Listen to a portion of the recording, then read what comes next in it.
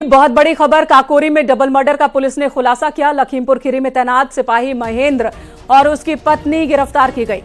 आरोपी की निशानदेही पर हत्या में इस्तेमाल हथियार भी बरामद हुआ है।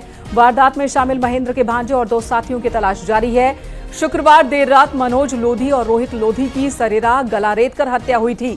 गिरफ्तार आरोपी महेंद्र की पत्नी के मनोज से अवैध संबंधों की बात भी सामने आ रही। महेंद्र की पत्नी ने ही कॉल कर मनोज को बुलाया था।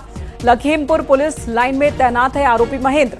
अयोध्या ड्यूटी से लखीमपुर लौटते वक्त महेंद्र ने हत्याकांड को अंजाम दिया। ऋषभ मणि हमारे सहयोगी फोन लाइन पर मौजूद है। ऋषभ, ये बहुत ही चौंका देने वाला मामला है, जहां पर ब्लाइंड मर्डर एक तरफ पुलिस वालों ने खुलासा किया, उन्हें शाबाशी है, लेकिन दूसरी तरफ जो आरोप लगे हैं वो भी वर्दी पर ही। देखिए, बिल्कुल ये, लेकिन पुलिस का ये कहना है व्यक्तिगत किस्म का मामला है। महेंद्र जो कि सिपाही के पद पर लखीमपुर पुलिस लाइन में तैनात है, मूल रूप से लखनऊ के काकोरी का रहने वाला था और कुछ साल पहले ही उसकी यही एक लड़की से शादी हुई थी और ये बताया जा रहा है उसकी जो पत्नी थी उसके मनोज से अवैध संबंध थे, जिसकी जानकारी सिपाही महेंद्र को हो गई थी और उसने अपनी पत्नी के साथ साजिश रच के मनोज को शुक्रवार रात मिलने के लिए बुलाया था। लेकिन रास्ते में ही सिपाही महेंद्र, उसका एक भांजा और इसके 2 साथी अपनी पत्नी के साथ सड़क पर ही खड़े मिले और वहां पर ही मनोज और इत्तेफाक से उसके साथ उसका एक दोस्त रोहित भी था। इनके ऊपर धारदार हथियारों से ताबड़तोड़ वार किए हैं, जिसमें मनोज की मौत हो गई, रोहित की भी मौत हो गई है। पुलिस ने सीडीआर के आधार पर महेंद्र को गिरफ्तार कर लिया है और महेंद्र से जो पूछताछ हुई है उसमें भी पत्नी की भूमिका सामने आ गई, लिहाजा पत्नी को भी गिरफ्तार कर लिया गया है।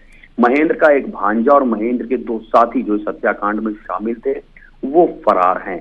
सनसनीखेज हत्याकांड था। 24 घंटे के अंदर पुलिस ने इसका खुलासा भी किया, लेकिन मृतक मनोज और रोहित के परिजन अब भी अंतिम संस्कार करने को राजी नहीं है। इस वक्त भी पुलिस वहां पर मशक्कत कर रही है कि किसी तरह से मनोज और रोहित का अंतिम संस्कार करवा दिया जाए। वो हत्यारोपियों पर सख्त से सख्त कार्रवाई की मांग कर रहे हैं। महेंद्र और पत्नी उसकी, उन दोनों से को तो गिरफ्तार किया गया, लेकिन 2 फरार हैं। कुल कितने लोग शामिल थे इस पूरी वारदात में और क्या क्या सबूत इनके खिलाफ पुलिस ने अब तक हासिल कर लिए हैं?